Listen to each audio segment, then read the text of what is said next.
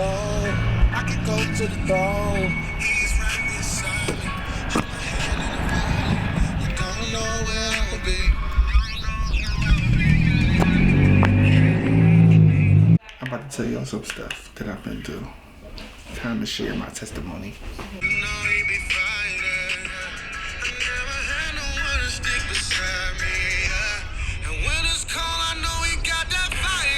You made a way. I don't know why. You keep on blessing me. Every day. You gotta be strong. Don't show no emotion. Therapy is not for us. Gyra, you are enough. Gyra, you are enough. When I grew up, I'll be like, at family, I don't really want to be around nobody. You know, I would never come to events. With Chris family, I'll quit. Did not care. This mouth was vicious. Throughout my life, people thought I was a negative person and stuff, and they didn't understand why. People don't understand when you get molestation, it plays on your mental health, depression. It makes you hate yourself, make you don't love yourself, it makes you doesn't value yourself. You know, when people say stuff to you, Leak, you're a great person, you're this and that. I'm like, oh, thank you. But do I take it in and believe it? No, I don't take it and believe it. I question it. Okay, why are they saying that? You know, I'm not a great person, you know. If I was a great person, I would have got out this situation that I didn't get out, you know. What happened to me, you know, being molested by two of my cousins, I never thought my story was good enough or I should be able to tell it until I started speaking about it. By myself, trusting you. I always play that question in my mind, like, why didn't I tell nobody, you know? What would have happened, you know, if I would have told somebody? My name is Talik Monroe, and this is my story. In quiet times, you give me peace. God gives us a story to tell. You never know who you may be helping. You never know who may be struggling with this. You know, I never thought my story meant anything, and when I opened up about it, somebody shared their story, you know, that made me, like I said, scared, but also now I look at it now, it made me feel like, oh wow, there's power in your story. I never thought I had power in my story, and until I started telling it, you know.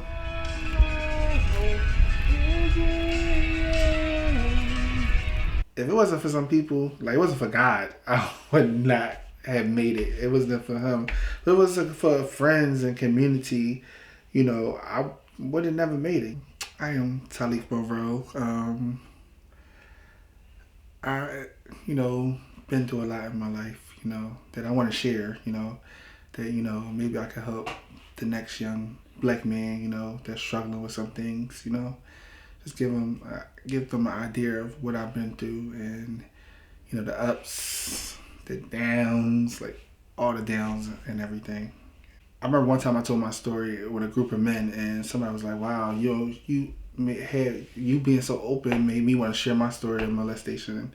And, you know, when I saw that, you know, it scared me a little bit, but I was like, wow, like, you know, there's power, there's a testimony in your story. You know, you just got to be okay telling it. You know? It scared you? It scared me because, like, you know, a lot of men don't speak up about being molested. They don't speak up about it. You know, we're told, you know, black men, you know, in a household, you got to be strong, you know, don't show no emotion. You know, therapy is not for us, you know, and it scared me because I'm like looking at the guy, I'm like, oh wow, I hope I don't trigger nobody, you know. But I'm thinking my story is embarrassing. I always thought it was embarrassing to tell my story because I'm a man, got molested by two men, you know, so I was always afraid to tell my story.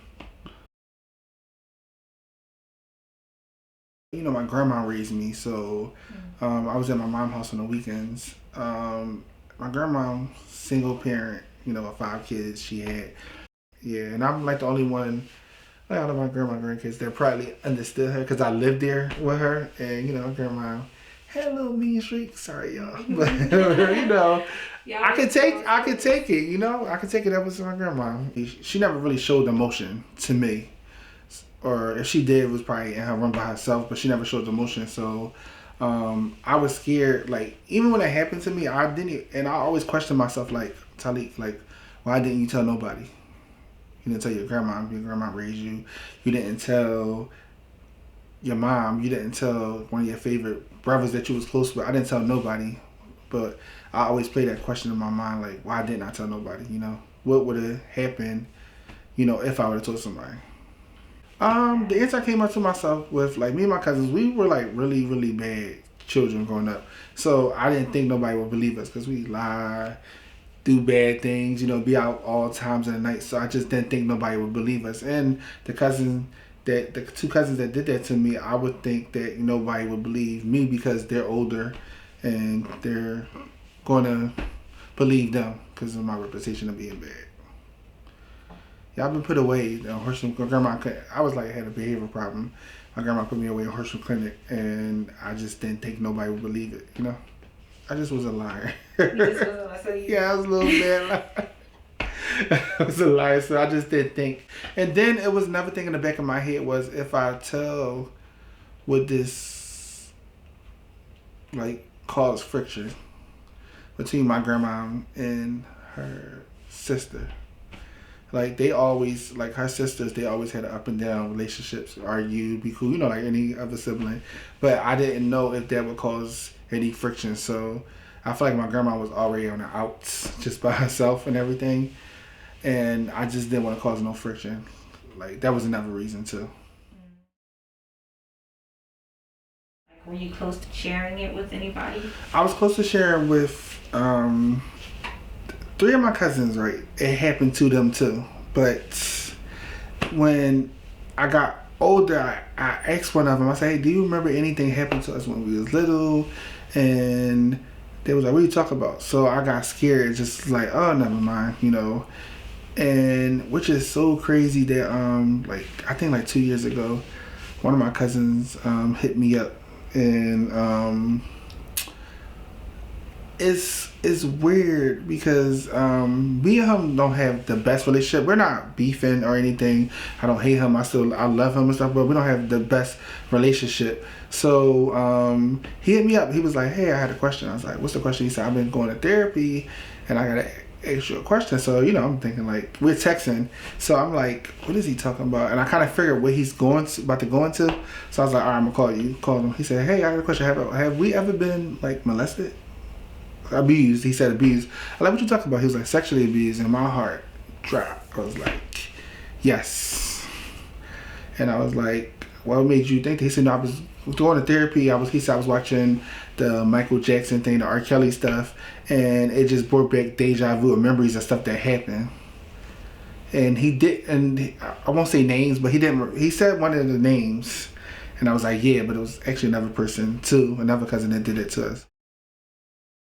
In my mind, when my cousin had called me and asked me that, I felt a sense of like relief, like because I was the only one holding it. Like it didn't just happen to me, but I will never tell nobody else's story. You know, if they remember it, they do. If they don't remember it.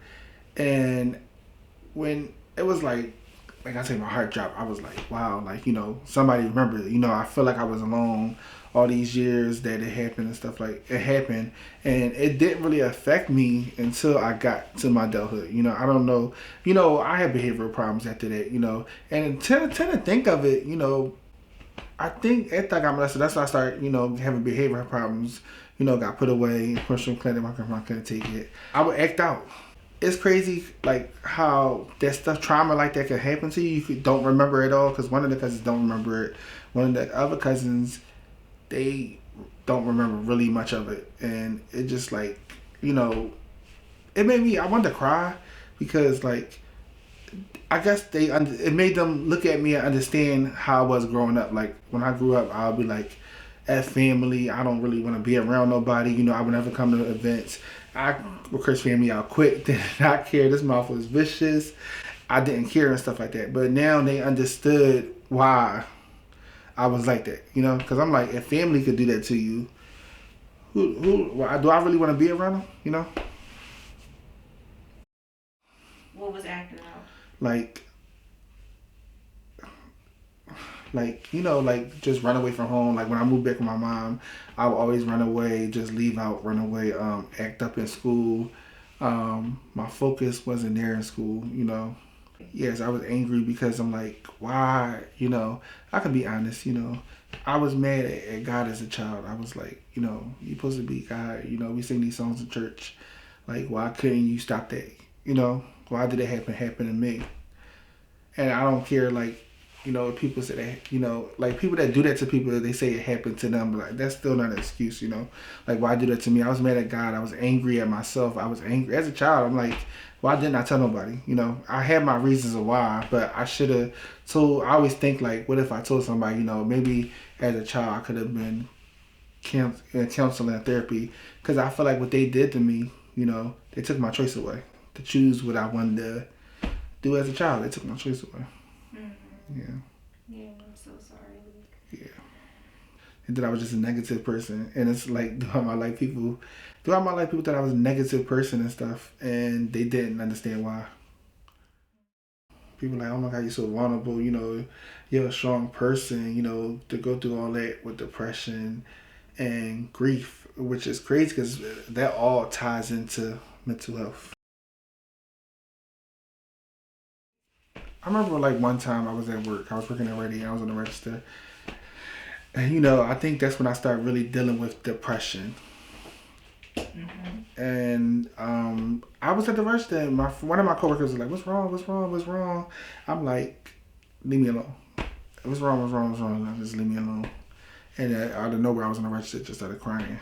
Called my sister-in-law. I was like, yo, I said, I'm just mad, like, that, like, people just living their life after they did that to me, people just living their life, having kids, just living life and stuff like that, and I don't get no apology, I didn't ask for that, and she was like, you have to forgive people for yourself, even if you don't say, I want forgiveness, you have to forgive them in your heart, I guess that works for some people, that don't work for me, because I thought it worked. I thought it worked. I said I forgive them, to God and everything. I thought it worked. It did not work because as years later, where I'm at now, I was depressed. And I didn't. And the crazy thing is, I didn't realize I had trust issues with men, like how deep it was until I started going back into church and a couple years ago, like 2 years ago. I didn't realize that until I got to the church the church I was going to. I sat down with the pastor, Pastor Matt, and I was like, yo, like I'm mad at God. And I said it again as an adult. I was mad as a child, but as an adult, he was like, it's okay to be mad at God. I was like, I'm mad, I'm angry, like how did he let that happen? I didn't ask for that. I was a child, I didn't ask for that and stuff like that. Like, what did I do to deserve this? Like, people don't understand, when you get molestation, it plays on your mental health, depression. It makes you hate yourself, make you don't love yourself, it make you doesn't value yourself. When people say stuff to you, Leak, you're a great person, you're this and that. I'm like, oh, thank you. But do I take it in and believe it? No, I don't take it and believe it. I question it. Okay, why are they saying that? I'm not a great person, If I was a great person, I would have got out this situation that I didn't get out, So I didn't realize it was issues with men until I started going back to church, which is crazy because, church I was going to, there was a lot of men, a lot of men in there. And I'll never forget this one day, this guy, he was like, when I first met you, I shook your hand. He was kind of like standoffish. And I was like, oh, wow, like I'm a nice person. And I'm like, I guess the females, because I'm more comfortable with them. When he said that, it kind of like, flip a switch in my head, like, okay, Talik, you really gotta deal with this. And I tried, went to men events, church events, was not giving it a chance. I'm not feeling it, and I guess like what hurts me the most is like, sometimes I feel like I wasn't a man, because my manhood got taken away as a child. And like I think I tried to fit in or try to be cool with people, and it just didn't work because people wouldn't know how to take me, because I'm so emotional. They didn't know how to take me.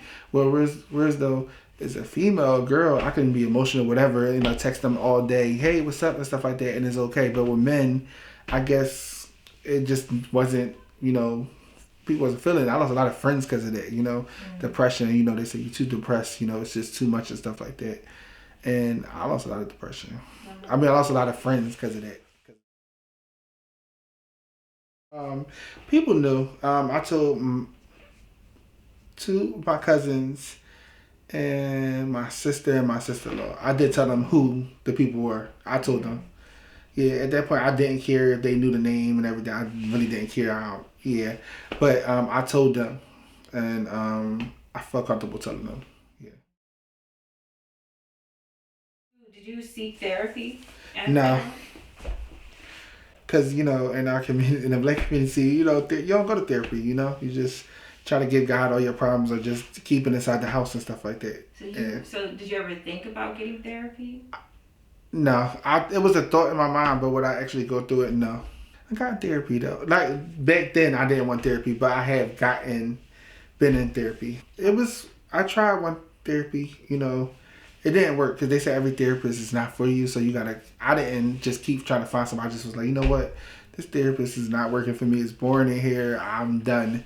And, and then I didn't start taking therapy till last year. It's been good. I haven't been there in a while, but I plan to go back. But it's been good.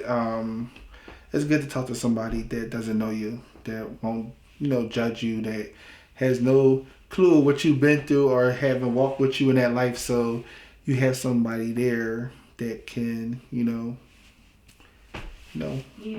there for you, And my therapist is dope. Like, he's like therapist and he's like an ordained minister, so I get best of both worlds. What do you think the role that the church played? I was great at my church, and I guess like my personality like pops at that door. So like everybody like, hey, how you doing and stuff like that. So I guess people wanted to be friends with me, and I'll like be cool with them, but not fully trust them. Right. Yeah. You were, like you said, you just kind of kept your distance from people. Like, back up. Got you. Yeah. But I can say where a line where I knew it was something wrong, where besides the guy telling me I was standoffish, I didn't have no respect for men. Like, no respect. Pastor Matt. That's one person I can say, like, that guy is so good. Like, I'll tell you, like, I think of, like, when they say God gives grace, Pastor Matt gives grace. Like, it's plenty of times that I've been in depression and snapped on him. Like, y'all don't care, that's why I don't trust men. Like, any little thing would trigger me. Like, anything little betraying thing or anything that I probably put up in my head and made up, I'll be like, okay, this is why I don't hang with men, and I'm just going to stay over here. And that man has given me grace. Like, I don't know how, because I wouldn't have did it. But I guess as a pastor, you got to. It's many times I snapped, because he was also, like, not just a pastor, a friend, but an accountability partner. It was a lot. Yeah, I remember one time I was like, yo, bro, I don't want to live. I want to kill myself. And he came to my apartment and was like, let's go somewhere. And we went to a diner and just chilled. Just chilled and talked and everything. Yeah. And then our thing is I was pushing people away that care. And he didn't give up because of me going to that church, and meeting him made me want to tackle my issues with men, because I'm like, okay, I'm doing all this stuff and this person's not giving up on me. So it must be not wrong with him, but it's something wrong with me, and I need to fix me. So did you feel that you needed to fix yourself and then come back to the church? No. My mind was fix myself while I was still going to church. But, even though that messed up, it was times where I was like, I'm not going to church no more. I'm not doing this team no more. I was like depressed. I think I was mad at a couple of my friends because, like when my mom passed away in 2019, it was my first Christmas with my mom. None of my friends, like, I was mad at them, but it was just depression. I was like, because I'll be up and down. You never know. Like, you never know with me. Like, I'll be like, I'm ready to serve. And then I'm like, I'm done with the church. I ain't coming back. I quit. I'm not coming back, And I was letting the enemy get me here and there. But I'm thankful I had, like, friends like, you, Cassie, Gerald, Beatrice, Stefan, like, and Nikki and Jess, like, friends like that wouldn't stop praying for me. There was times that I was not praying for myself, but I know I had friends that were, were praying for me. It's crazy. Another thing I don't talk about a lot is abuse. Like not just sexual abuse. One of my uncles beat me. I was a bad child, but I got beat with a extension cord with no clothes on. Had to go to DHS to live with my mom, and then I finally got back to move back with my grandma with the whole credit card thing, and I had to move back with my mom, which I didn't want to. When she died, I think she said she forgave me. She wrote an email said she forgave me, but we wasn't on talking terms. So that broke my heart. Like I was a grandma's boy. Like I felt like even going down there, like when I found out the news, like I ran outside like, crying, just ran outside crying, and it just broke my heart. I feel like it was my fault. That's another thing. Grief also comes with guilt. I feel like because I wasn't living with her, I wasn't there to take care of her. I wasn't there. I messed up. I fumbled. I felt like it was my fault for a long time. I felt like it was my fault. Like it was. If I was there, I'd have been in the house taking care of her. Years later, years and years later, that guilt always stuck with me. It always stuck with me. I could take it, but yeah, years and years. It just like high school last year. I didn't go to prom. I didn't went to my grandma not here. My mom asked me go to prom. I want one of my kids. I'm like my grandma not here. I'm not going. I didn't do a lot of stuff in high school because my grandma was there. I was always in the hallways. I just was a lost person. And then dealing with I didn't. Then she died. I'm like, oh, I never told her I got molested. So lost my chance with that. So dealing with the molestation on top of that grief. Like fast forward to 2016 or 2017, I first started my new job, my career job, and I found out my mom had liver cancer. I'm sitting at home and her husband like, hey, did you know your mom in the hospital? I'm like, I was half asleep last night and I heard her saying she was going to the hospital. I said, what's going on? I'm half asleep still. He like, oh, they saying cancer. I'm like, got up real quick. My mom had our ups and downs and stuff like that. I think our personalities was just alike and stuff like that. Never disrespected my mom, never called out her name, but just our personalities were like, she want to have last word, I want to have last word. We always bump heads. But when I heard that, I just jumped up. I was like, let me go to the hospital. And I went up there, and it's just like I don't like hospitals. I really don't. I don't like to see people I love or any friends or anybody just in the hospital. She was diagnosed with liver cancer. Then fast forward 2019, she actually came to visit me at the Black Church, which is crazy. It was dope. She looked fine and everything, and I didn't know she was sick. Nobody told me. I guess because I don't come around like that much. Like with the whole molestation, I just didn't go around people like family. It's crazy because I treated friends like family more than I treated family like family. Because the friends didn't hurt me. They didn't molest me. They didn't do this and stuff like that. They didn't hurt me. So I would come around like family cookouts and stuff like that, but I never really go around. My mom would be like, when you gonna come over? I'd be like, Mom, I'm working 6 days straight. Like I work at the most. I'm like working 6 days straight. I'm tired. I don't have no car. I'm like here. I gotta go up here, and I live in the Northeast. I gotta come over to North Philly. I'm like, it's just too much. But before she passed away, they called me. It was like, hey, Mommy in the hospital, and I that was a scary thing. So I'm asking people just pray for my mom. So I went up to the cancer center treatment in Fox Chase. And I never thought I'd be in a predicament that I had to pray for my mom, like God to heal my mom. My mom probably never really heard me pray here, even though I grew up in church with her. I had to pray for her, and that was hard. That was like really, really hard. You in the hospital, and they say hospice. Everybody know what hospice is. Everybody know what hospice is when they see you home. I do think Pastor Matt. Pastor Matt came out there and prayed for my mom. Why was it hard to pray for your mom? Because I never thought I'd be in a predicament to pray to God to heal my mom. I never thought I'd be in that predicament, And I knew she had the cancer, but I just didn't know how sick. I guess they didn't tell me because I didn't come around, or she didn't want nobody to really know, but certain people. And my mom's like a strong person. That's what she does. And I didn't know until I got to the hospital. I was like, oh wow. So I called Pastor Matt when I was sending that block, like, hey, can you come up here?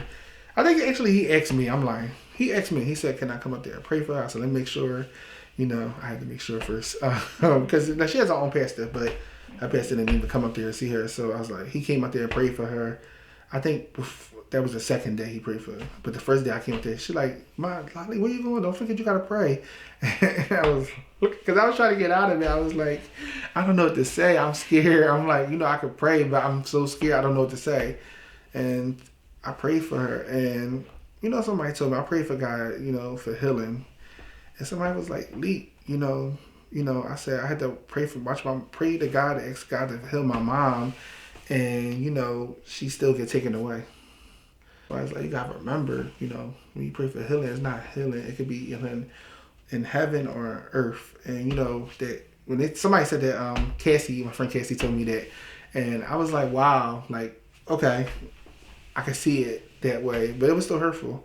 The day I got the call by my mom, it was like I was at work, and it's crazy. It's crazy. God prepares you for stuff. Like I was listening to two songs, "All Nations," "Never Lost," and it was a song called "Jesus Is Greater" by Todd Galbraith. I think that's his name. And both of the songs, they were saying God never lost a battle to cancer, and Jesus is greater than cancer. And then I get a call from my cousin, you need to leave work now. Yeah, and I was bawling, crying out there, crying outside across the street from my job. Called my friend Nikki. Nikki called me an Uber to my mom's house. I just got there. She was in the house because she had came home from hospice, and it's crazy how she passed because she saw all her kids. The last person that came down was my big brother from Florida. He came down for that weekend, and that he went back Monday, and I think she passed on a Tuesday or Wednesday. So it was like she saw her last kid and then just passed. My little sister found her downstairs. It was. I never thought I'd be in that predicament to, have your mom like die, stuff like that. Were you mad at your mom? I was mad about stuff as a child, yeah. Not at that moment. I think when I saw the cancer center treating I just let everything go. I can't say that. I was like, Lord, I'm letting it all go. Before, I was mad because I always felt like it was, special treatment. My little brother was the favorite, but it was always special treatment. The youngest always is and everything. But, like one thing I said, I had love for my mom. I loved her. I would never, never disrespect her. We like to argue back and forth, but and then when as soon as I went to cancer center treatment, I was like, Lord, I'm giving it all to you. Like I can't be mad no more. I need you right now, Lord. I can't be mad. Yeah, can't be holding stuff. Yeah, I couldn't do it no more. Some people still hold stuff. And I couldn't. And when she passed, it was just. Sit there and just see a body right there that's not, it just was like sitting there crying. I'm sitting there crying back and forth. And, try to be there for my siblings. My sister, she lived there. And, I guess she took it the hardest. Her and my mom was like best friends. And she took it the hardest. And, Was this the same sister who also passed? 9 months later, I lost my sister. So, 9 months later. Yeah. So, after my mom died in August 2019. COVID started in 2020, March. I'm like, we quarantined. I'm like, hey, I'm always in the house. They ain't gonna stop me and stuff like that. But I was wrong. I started getting depressed, suicidal, wanted to kill myself. I'm thinking like, am I next, Lord? You took my mom. Am I next? I was questioning my faith. And I started going to therapy. I finally started going to therapy, found my Christian therapist. It was good, but in the midst of that, I lost my sister 9 months later in May from my mom's death. It was crazy because, I think when I lost my grandma and the grieving and I was so depressed for years, and I was like, I would never get like that again, So when my mom passed, I was sad and crying and everything at the funeral, just crying at the hospital, just cry sometimes, but I didn't fully grieve. So it was really messed up that when I fully decided to start grieving, I lost my sister. So it's like, how can you grieve one person, but somebody else passed, you got to grieve another person? You know, it was getting real. I'm like, Right. you know, they called me like, Talik, they was like, you might got to make, your sister is unresponsive. You might have to make a decision. I'm sitting in the car crying, talk to my friend Casey, like, oh no, like, I've never been in a situation like this. I'm like, I don't want to make no decisions for nobody, to pull a plug on somebody. Thank God I didn't have to, you know. It just, the situation got worse, and it was just sad. Thank God, this don't sound bad, that, you know, I went through the process of losing my grandma, because I was depressed for years, like years. Like, I was in high school, I was going to the 12th grade, and I was depressed for years, like depressed. I kind of thank God for that process, because I would have probably lost my mind. Like, if my grandma still alive, I lost my mom and sister. My grandma still alive, I probably would have like been depressed as an adult. You know, my grandma died, was suicidal. You know, I was like taking muscle relaxers to ease pain. You know, they get you a little high and everything. I went to trial smoking weed. I just was like lost in this world. You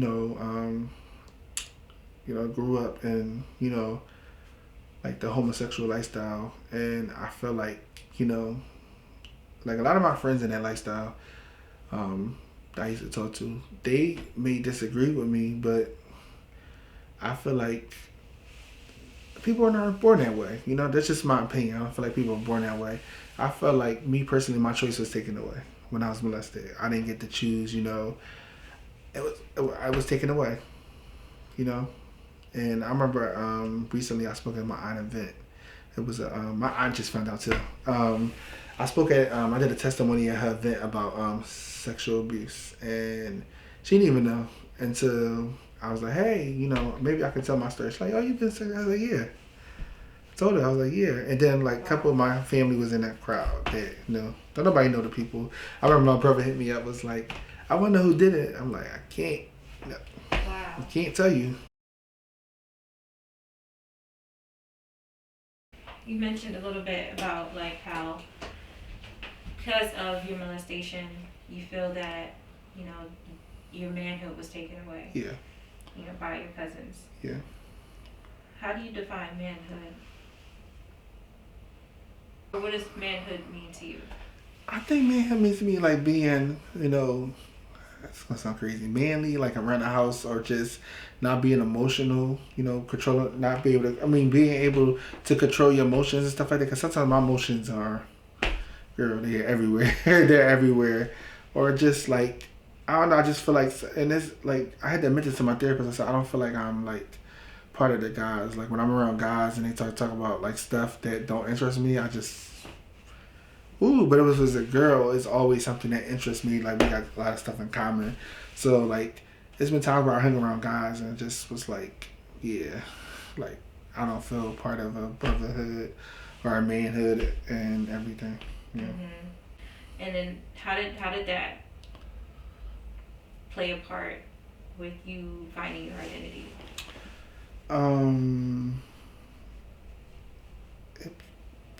It played a good part, you know, because I was just looking for identity and just all the wrong, you know, wrong places, you know, like, because I pushed myself away from like family and friends. I would look for a brother and friends. They might not have been the best friends to do that to, because I'm not cool with them now, but I was looking for a brother. But you know, and with these friends, but it just never worked out. You know, I was used. You know, people use me and stuff. You know, I would trust people. They would say, you know, like tell your deepest secrets. Like, you know, if I'm sitting there talking to somebody and I'm saying, hey, you know, I'm suicidal, I feel like this, and then they're mad at you, go downstairs and kill yourself. You know, it's like, you know, it's like, then it plays on my thing. Like, this is why I don't hang out with men. This is why I don't trust men. You know.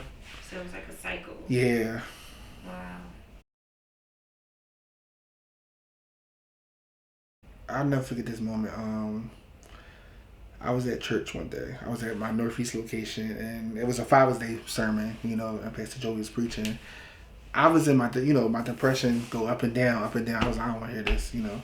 Went to Center City location, listened to the message. Let me listen to this message, and couldn't really listen to it. I just was like, not here. But one thing stuck out to me. He was like, You can't say you love your heavenly father if you just haven't forgiven you don't forgive your earthly father for like the things that he did. Because I never forgave my father for like calling me a faggot and stuff like that when I had came out, and I hit him. I was like, "Happy Father's Day" the next day. I forgive you for everything that you have said to me. I really forgive you, and I love you. And from that, you know, one of the cousins that molest me hit them up on Facebook. Hey, I've been depressed all my life because what you did to me, and the message that I sent to him, I sent to the other cousin that did that to me. And it was like, when I think I did the second message, it opened up my heart. I was like, wow, I can't believe I said that to them. They remember what they did. That's what was shocking to me. One of them was like, that happened to me. I was like, that's not an excuse. One of the other cousins was like, oh, call me, cuz, call me. And I called them. I didn't want to, but I was like, if I'm trying to tackle this and I'm trying to get better, let me tackle this now, because I know that when I forgave them in my heart, it didn't help me, not at all. Now, I'm contacting you and saying, hey, you did this to me. This is why I was like this all these years. This is why I wanted to die. This is why I was suicidal. And this is why I don't come around. And that was big. I think praise the joy for that message, because that was a good message. That stuck out. For me not to want to listen to that message, that stuck out. And for me forgiving my dad, I also forgave them, Wow. Yeah. And I can say, like, the people out there, you should be able to, if you don't have the strength, try to have that conversation, The new things that I am doing, I'm trying to get back into therapy. Everybody get a therapist. You want to do spiritual, get a spiritual therapist too, because you get both aspects. I'm trying to get back in therapy. I have a mental health coach named Zach. I have people that hold me accountable. Like one of my friends, Paulie California, he holds me accountable. With him, it's crazy. With him, he reminds me of my friend Cassie, because I can be in this mode and they be like, no, stop, no. Like, no. They were like, get it together. And that's what you need in your life. You need people to tell you get it together. I'm trying to move to Ohio, born and raised in Philadelphia. But God is calling me elsewhere. I visited Ohio for the first time. Never flew by myself. Was scared. It was my first time booking a trip and everything by myself. Didn't even know they was having a 10-year anniversary birthday for their church. Didn't even know until I saw it on Instagram. And I felt a sense of urge and presence there that it was needed for me. And I feel like God has called me. I visit one church, Pastor Greg. They showed me so much love down there. I got to meet him. They put me to the morning huddle and introduced me to everybody. Met some great friends online, brothers, friends, guys. And it's crazy that, like, I've never been a fan of talking to people online, but it's crazy how community can come out of that. If it wasn't for the pandemic, I would have never joined online groups. I can say that because our church, the block, they just did in groups. I think I got sick for like 2 weeks, girl. I think I first had the corona. Girl, that was like in the beginning of the thing. I was sick for 2 weeks, and the only people that really checked up on me was an Ohio group, and that was surprising. Like, I don't even live in Ohio. They checked up on me and said, "What's going on? You in that group?" Years ago, I would have been like, I would never be cool with men. I would never be around men that have brotherhood. But, they said it's true. Never say never, because I have some dope friends. The church I go to now, great friends and brothers. Like my friend Danny, I'm thankful for him. My mom died. He picked me up. He picked me up that day. He was like, bro, I said, get me out this house. I was like, it was depressing. I was like, get me out this house. He can't pick me up. Roll with him. My friend Zeke that I met at City Life, he's like really, really cool. I'm just out here trying to support my friend Zach Thompson's organization, Scattered Joy, is about mental health awareness. I like the organization.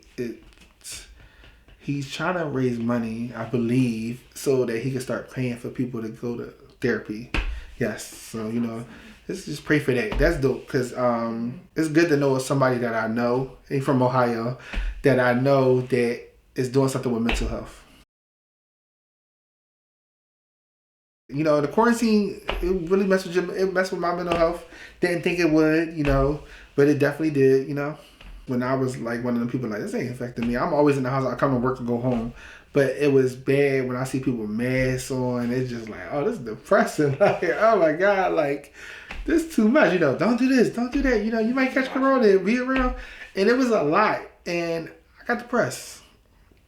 But I took that depression and I went to therapy. You know, the therapist, they had me tackle some stuff that I didn't want to tackle, you know? So parting thoughts. You told us about your story. You told us, you know, how you know, what it was like growing up, yes, holding that, going through that experience, taking the responsibility for your mental health. Yeah. Sharing your story with people. You already mentioned one thing that you would do differently. What else do you think people should know or take away? I think people should take away that, you know, no matter what trauma that you've been through or whatever you may be dealing with, it's okay. Get some help. Talk to somebody. You know, it don't have to be a friend or close family member. Just get somebody that don't know you at all. Nothing about you that won't pick somebody's side, that can help pick your brain and help you go through these steps of grief, the steps of depression, you know, steps of trauma. Help is good. You know, I've been that person, trust me, that I'm not getting no help. That's not for me, you know, but I kind of wish I would have got it sooner as a child, but, you know, got it, you know, God had his way, you know. I should have got it, you know, I wish I would have spoke up, but, you know, it is what it is, you know. Just want to, you know, thank everybody that's been, you know, ride with me, you know, through the good and the bad, you know, through my depression, my ups and downs that never left me. You know, those people have left my side, you know, just they can't handle a depressive person because they didn't know why I was depressed. Because I didn't start speaking about, you know, molestation until not that, like a couple years ago. And I just think for the people that stuck with me, you know, I apologize to the people I may have heard it, you know, said some mean stuff or just acted out in anger. You know, I'll apologize, you know. I'm trying to be a better person now. I'm trying to, you know, when I'm depressed, you know, probably turn on a worship song or just hit somebody, hey, I'm feeling like this, you know. You know, it still comes and go. You know, like until you fully heal, it still depression comes, suicidal thoughts come. You know, I had it not that long ago, and I hit my friends up like, "Hey, I'm feeling like this." You know, just stay in the Word and stay in prayer, and just be encouraged. You know. Can't nobody do me like you. Can't nobody do me. That's the type of music I grew up on. Ain't nobody do me like girl, yeah. What do you say? What do you say? I can forget. Oh, I know that part. Yeah. I give you glory. I give you glory. I give you glory. I give you glory. It's already mine. Oh.